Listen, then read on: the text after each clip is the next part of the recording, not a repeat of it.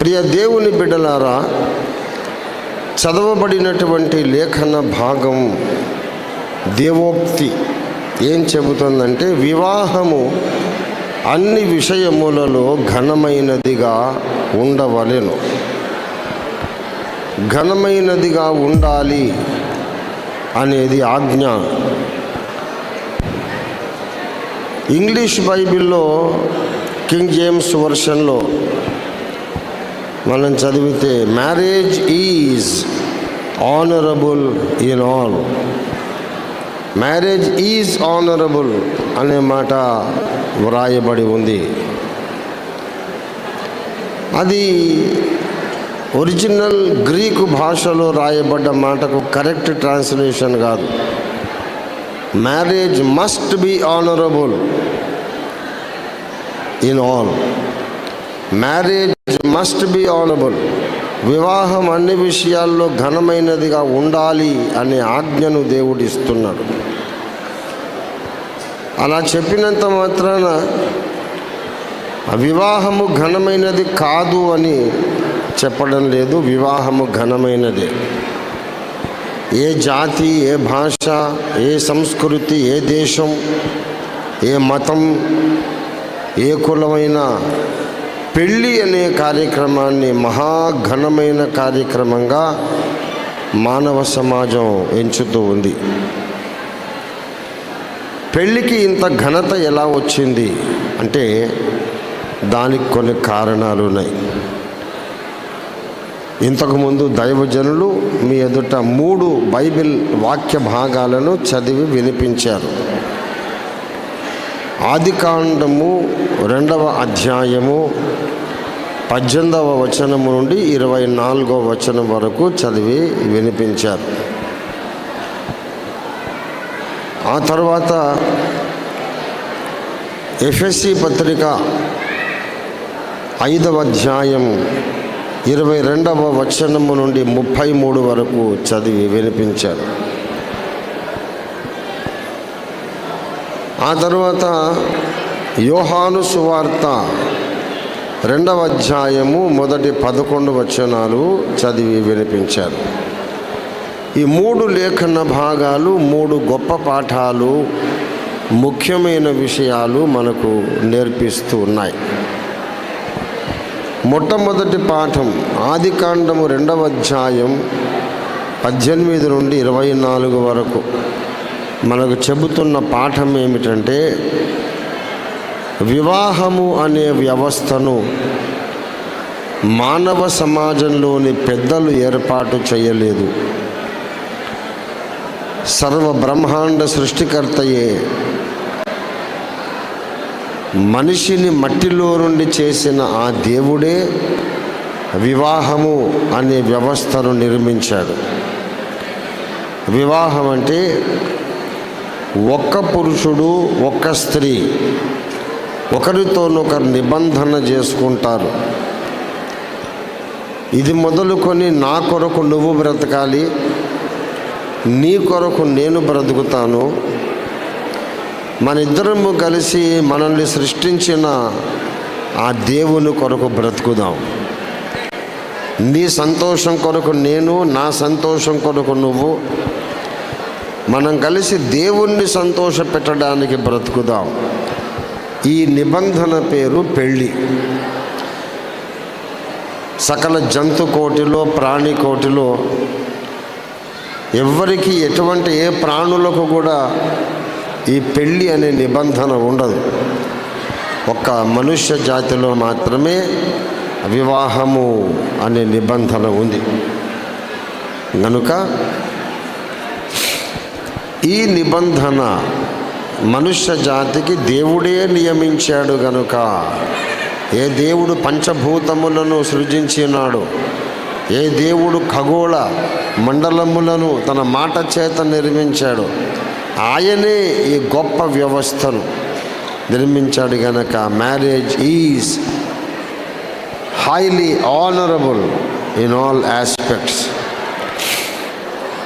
రెండవ విషయం, దేవుడే స్థాపించిన ఈ వివాహ వ్యవస్థలో ఎలా జీవించాలి, ఎలా ఉంటే మంచిది? ఇద్దరికీ కూడా, ఆ స్త్రీకి ఆ పురుషుడికి క్షేమమైన మార్గం ఏది అనే ప్రశ్నకు జవాబు ఎఫెసీ పత్రిక 5వ అధ్యాయం 22 నుండి 33 వరకు మనం చదువుకున్నాం. ఒక కార్ తయారు చేసిన వాడు దాన్ని ఎలా వాడాలో ఒక యూజర్స్ మాన్యువల్ రిలీజ్ చేస్తాడు. ఇక్కడ యాక్సిలరేటర్ ఉంది, అది నొక్కితే బండి వేగంగా వెడుతుంది. ఇక్కడ బ్రేక్ ఉంది, గేర్ మార్చేటప్పుడు ఇక్కడ క్లచ్ ఉంది, పట్టుకోవాలి. ఇక్కడ లైట్స్ ఉన్నాయి, ఇక్కడ వైపర్స్ ఉన్నాయి, ఇక్కడ హార్న్ ఉంది, ఇండికేటర్ లైట్స్ ఉన్నాయి. అన్ని యూజర్స్ మాన్యువల్లో రాసి పెడతాడు. ఆ మాన్యువల్ చదువుకొని ఆ ప్రకారము ఆ కార్ను వాడుకోవాలి. అప్పుడు మనకు క్షేమం. ఏది యాక్సిలరేటరో ఏది బ్రేకో నువ్వెవడరా చెప్పడానికి? నా ఇష్టం వచ్చింది నొక్కుతా, ఏదైనా నొక్కుతా, నా ఇష్టం అనుకుంటే వీడు ఎల్లెక్కడో గుద్దుకొని ప్రమాదం పాలైపోతాడు.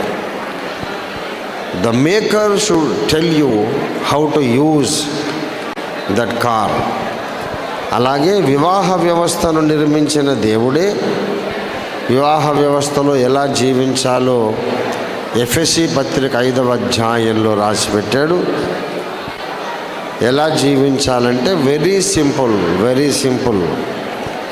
ఇది బైబిల్కే పరిమితమైన విషయం కాదు. అన్ని మత గ్రంథాలు ఇదే చెబుతున్నాయి. బైబిల్ ఇదే చెబుతుంది. ఆ తర్వాత మన హిందూ దేశ భారతీయ సాంప్రదాయం కూడా ఇదే చెబుతుంది. ఖురాన్ షరీఫ్ కూడా ఇదే చెబుతుంది. ఏ మత గ్రంథమైనా ఇదే చెబుతుంది. స్త్రీలారా, దేవునికి లోబడినట్లు మీ సొంత పురుషులకు, మీ భర్తకు లోబడి ఉండండి. దేవునికి ఎలా లోబడతారో స్త్రీలు తమ భర్తకు అలా లోబడాలి. అంటే మన భారతదేశంలో పెద్దలు చెప్పారు, భారతీయ స్త్రీకి పతియే ప్రత్యక్ష దైవం. అంటే కంటికి కనబడే దేవుడు అన్నమాట. అసలు దేవుడు ఎక్కడున్నాడో కనిపించడు, ఎక్కడున్నాడో కనబడడు. కానీ స్త్రీలు అనుకోవాలి, నా మెడలో 3 ముళ్ళు వేసి నాతో నిబంధన చేసుకున్న ఈ పురుషుడు, నా ఇంట్లో నాతో కలిసి ఉన్నటువంటి ఈ పురుషుడు నాకు సంబంధించినంత వరకు కనబడే దేవుడు, కనిపించే దేవుడు. ఆ దేవుడు కనబడడు, ఈ దేవుడు కనిపిస్తాడు, అంతే తేడా అనుకొని దేవునికైతే ఎలా లోబడతారో అలాగ స్త్రీలు తమ భర్తకు లోబడాలి. ఇది భారతీయ సాంప్రదాయం. బైబిల్ కూడా అదే చెప్పింది, ఖురాన్ కూడా అదే చెప్పింది. మరి పురుషుడేం చెయ్యాలి అంటే, తన్ను తానే ప్రేమించుకున్నట్టు, తన సొంత శరీరాన్ని ప్రేమించుకున్నట్టు తన భార్యను ప్రేమించాలి. పురుషుడు తన భార్యను ప్రేమించాలి. స్త్రీ తన భర్తకు లోబడి ఉండాలి. ఎప్పుడైతే ఈ మాన్యువల్ ప్రకారం జీవిస్తారో వాళ్ళ ఇల్లు భూమి మీద చిన్న స్వర్గం అయిపోతుంది.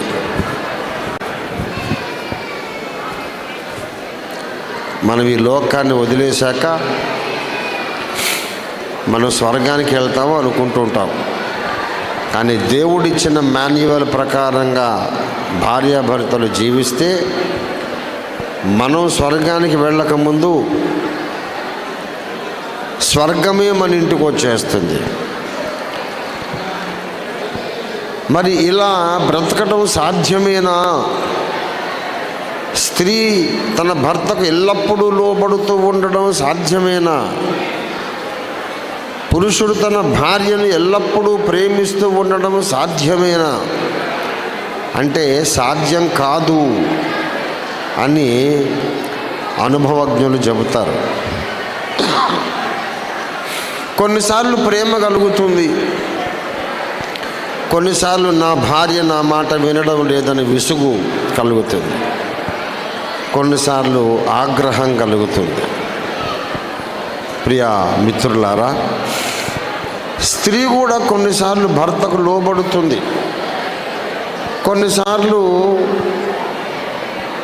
ఏంటి నేను లోబడడం, నన్ను అతను పట్టించుకోవడమే లేదు అని ఆమె వ్యతిరేకంగా మారిపోతుంది. దేవునికి లోబడ్డట్టు భర్తకు ఎల్లప్పుడూ లోబడుతూ ఉండడం సాధ్యమా? సాధ్యం కాదు.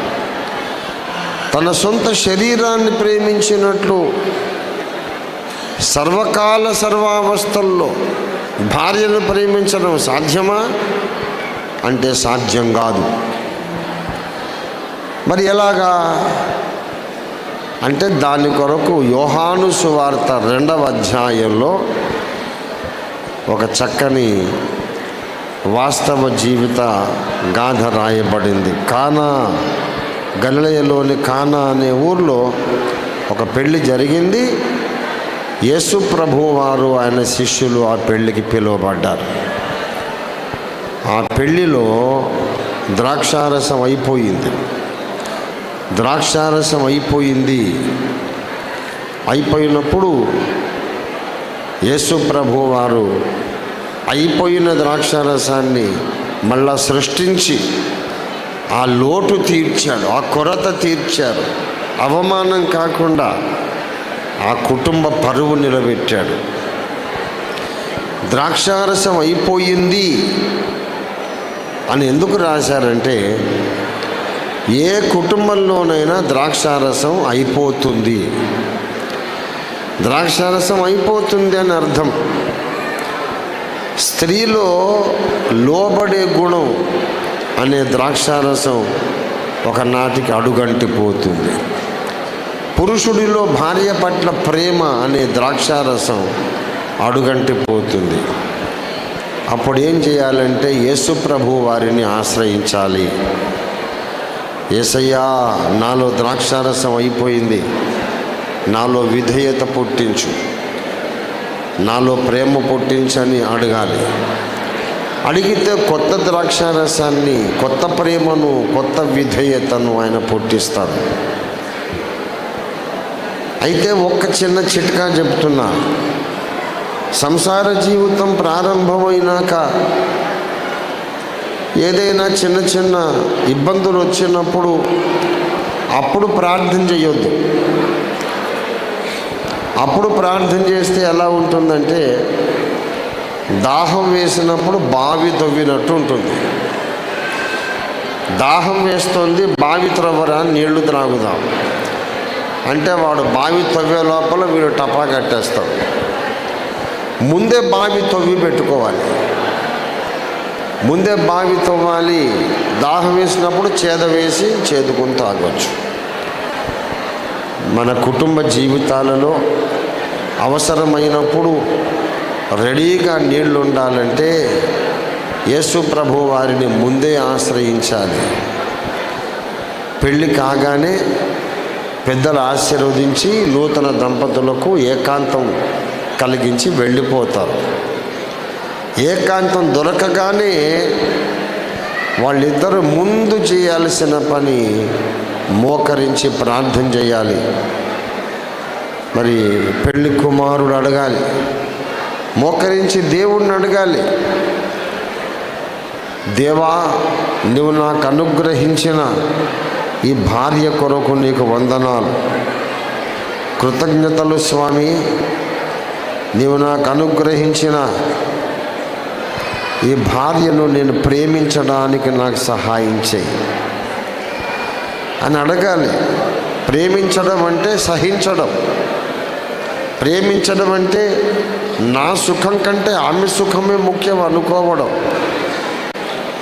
అలా ప్రేమించడానికి నాకు సహాయం చేయమని ఏకాంతం దొరకగానే గోపీకృష్ణ ప్రార్థన చేయాలి. ఏకాంతం దొరకగానే సౌమ్య ప్రార్థన చెయ్యాలి. దేవా, నాకు ఇచ్చిన ఈ భర్త కొరకు నీకు స్తోత్రాలు, వందనాలు.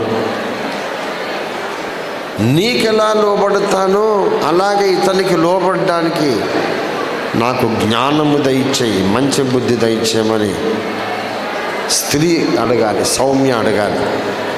పెళ్ళి కాగానే ముందు చేయాల్సిన పని, పెళ్ళి కాగానే ప్రప్రథమ ఏకాంతంలో వాళ్ళు అడగాలి. అంతేకాదు, పడుకుంటారు, మళ్ళీ మేలుకొంటారు. ఉదయం మేల్కొనగానే మళ్ళీ ప్రార్థన చేయాలి. ఈ రోజంతా నేను లోబడడానికి సహాయం చేయి పరమదేవా, ఈ రోజంతా నేను ఈమెను ప్రేమించడానికి సహాయం చేయి.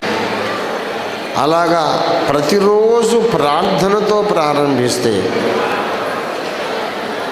మరి కుమారుడు గోపీకృష్ణలో తన భార్య పట్ల ప్రేమ ఎప్పటికీ తగ్గిపోదు. సౌమ్యలో గోపీకృష్ణ పట్ల గౌరవం, విధేయత ఎప్పటికీ తగ్గిపోదు. జీవితాంతం వాళ్ళు ఒకరినొకరు ప్రేమించుకుంటారు, ఒకరికొకరు అనుకూలంగా ఉంటారు. దేవుడు వారి కాపురాన్ని చూసి మురిసిపోయి సంతోషించి ఆయన దిగేసి వచ్చేసి వాళ్ళ ఇంట్లో వాళ్ళతో పాటు దేవుడు ఉంటాడు, సృష్టికర్త. నేను చెప్పినట్టుగా జీవిస్తున్నారు, నాకు నచ్చారర్రా మీరు అని దేవుడే వచ్చి వాళ్ళ మధ్యలో ఉంటాడు. అప్పుడు గోపీకృష్ణ ఇల్లు, సౌమ్య ఇల్లు చిన్న స్వర్గం అయిపోతుంది. అలాంటి భూమి మీద చిన్న స్వర్గం లాంటి కుటుంబ జీవితాన్ని ఈ నవదంపతులు, ఈ నవ జంట సౌమ్య గోపీకృష్ణ యేసు రెండవ రాకడ వరకు జీవించాలి అని వారిని ఆశీర్వదిస్తూ మీతో పాటు కలిసి వారి కొరకు భగవంతుణ్ణి ప్రార్థిస్తున్నాను. గుర్తుపెట్టుకోండి, గోపీకృష్ణ, సౌమ్య ప్రతిరోజు వేకువనే మీరు దేవుణ్ణి అడగండి, నా భార్యను ప్రేమించే కృప నాకు దయచేసయ్యా. అమ్మాయి అడగాలి, నా భర్తకు లోబడే జ్ఞానం నాకు దయచేయి తండ్రి. సీరియస్గా మీరు ఈ పని చేస్తే మీ ఇల్లు స్వర్గం అయిపోతుంది. అప్పుడు ఈ ప్రపంచమే ఆశీర్వదింపబడుతుంది. దేవుడి ఉపదేశాన్ని ఫలింపజేయునుగాక.